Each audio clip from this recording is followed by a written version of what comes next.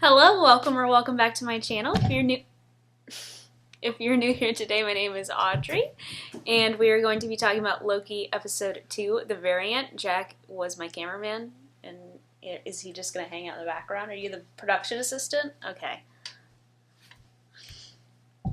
Alright, you're just going to stand there, that's fine. Alright, so we have quite a bit to talk about. I don't have much questions, but I do have some theories moving forward for episode 3. So if you're new here, I would love for you to subscribe. I'm subscribed. I do 2 videos a week, or no, I'm going to do 3 videos a week, kind of does depend on Monday, Wednesday, and Saturday. So if you like this video while you're watching, give it a thumbs up, and we're going to go ahead and get started. So the episode starts at a Renaissance fair in Oshkosh, Wisconsin. Yeah, Oshkosh is in Wisconsin. In 1985, and we have another ambush of TVA agents by the Loki variant that then kidnaps one of them and takes them off. The big thing to note here that I notice is that the TVA agents say that there's no Nexus related activity, so we know that there's not a Nexus being at the moment with any of that particular variant.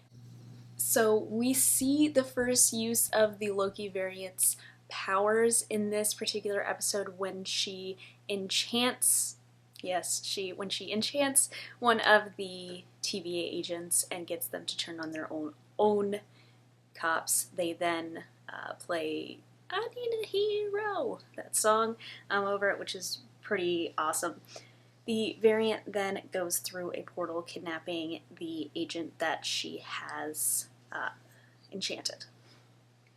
Then we cut to Loki back at the TVA training with a hologram of Miss Minutes. He has completely 180'd and is back to his Ragnarok persona, where he's just like a funny, nice dude, but he's hilarious.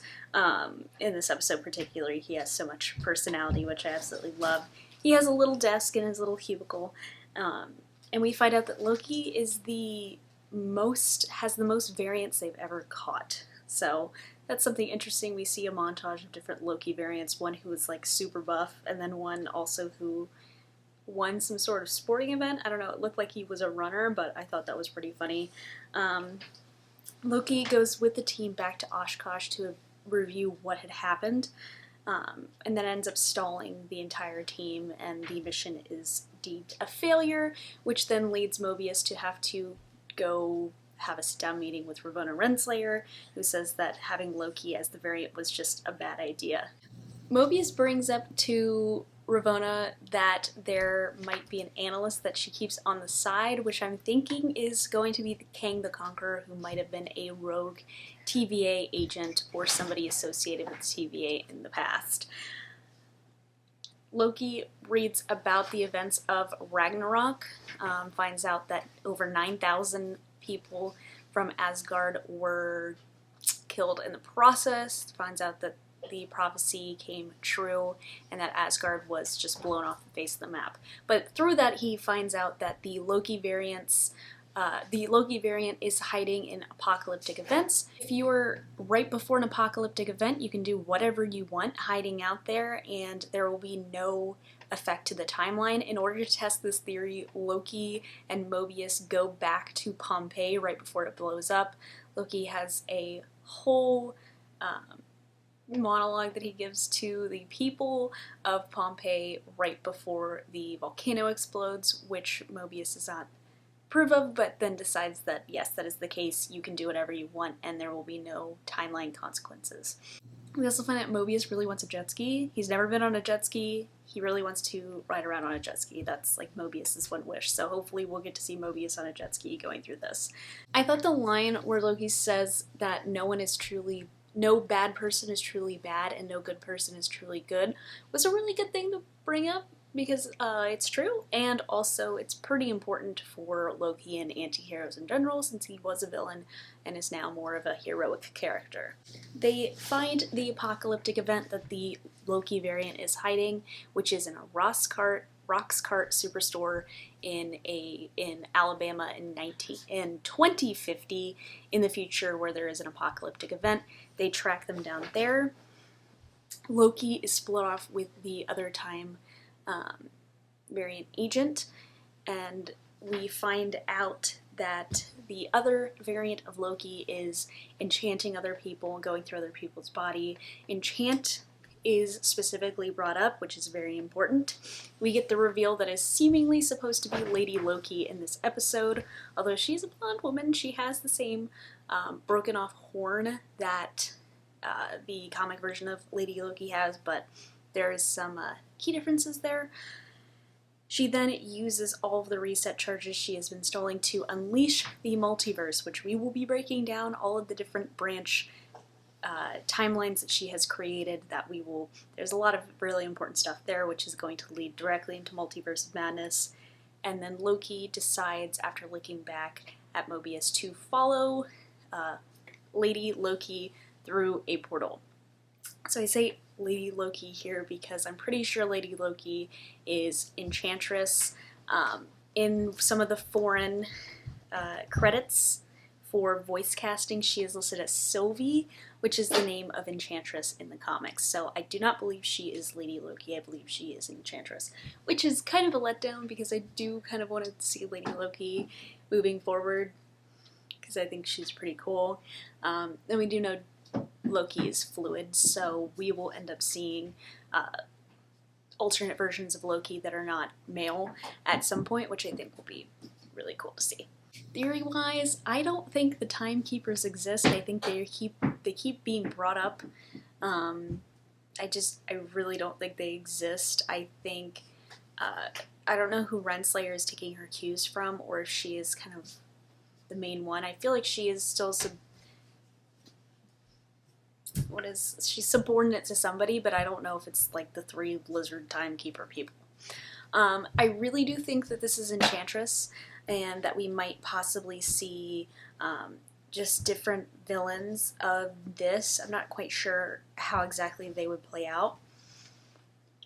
Just because in Earth 616, Enchantress has basically all the powers of Loki 616. Mainly enchants people just for the fun and just likes to create chaos. So basically what we see in the episode, there's seemingly no reason as to why she has created all these branch timelines other than to just screw with the TVA. So I think that's kind of important. I do want to break down some of the branch timelines that we do see. I can list them off from the screenshot that I have.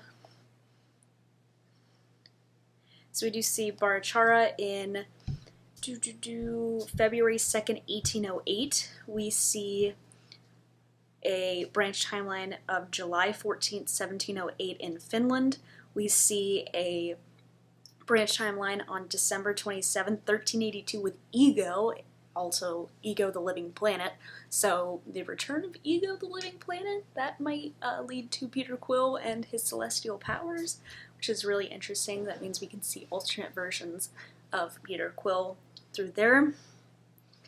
We have October 13th, 1982 on Titan. We're probably going to get another version of Thanos. It might have been the event maybe where they agreed to let Thanos kill off half of Titan and see if it flourished or not. Why is there a cat toy in the frame? September 21st, 1947 in New York City. I mean, I know in 1947 we have World War II going on, but we also do have, I think we had pandemics going on at that point too. Probably something to do with World War II. I don't think they're going to want to do pandemic stuff. We see March 1st, 1984 in Tokyo, Japan. We see January 3rd, 51 in Hala, the Kree home world of Hala. We see August 2nd, 1999 in Kingsport, USA, and September 24th, 1001 on Xandar. So I think Xandar could be possibly in Hala. We would see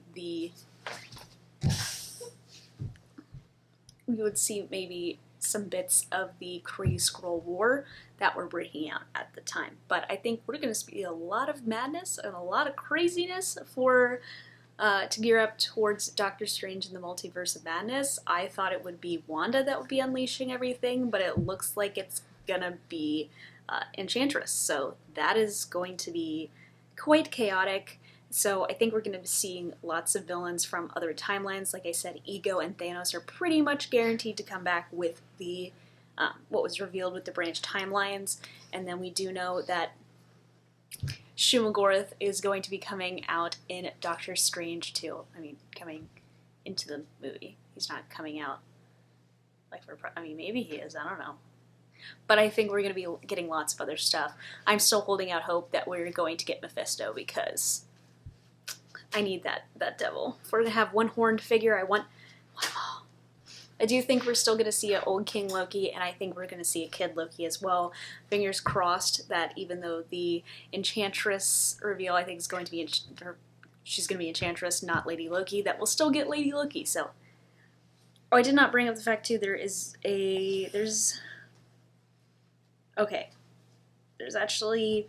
also on the map, there's Cooksville, there's February 16, 2004 in Asgard, there is an event in Rome on 1388, and an event in Sakaar in 1984. Lots of 1984 timelines going to be relevant to the book, 1984. So I guess we'll see, but I am really shocked and super excited to see what the multiverse is going to unleash with episode 3. I mean, we're only 2 episodes in, folks. This is just going to get crazier and crazier and crazier, and I honestly can't wait. So, as always, let me know your thoughts on the episode and the video down below. As always, I have been Audrey. I would really appreciate you subscribing, and if you missed my Eternals trailer reaction, you can watch it back here. There's going to be a video here. I'm going to edit a video thing on top of it. Of me. Not a video of you. It's Jack's birthday, by the way. Subscribe. You got the picture.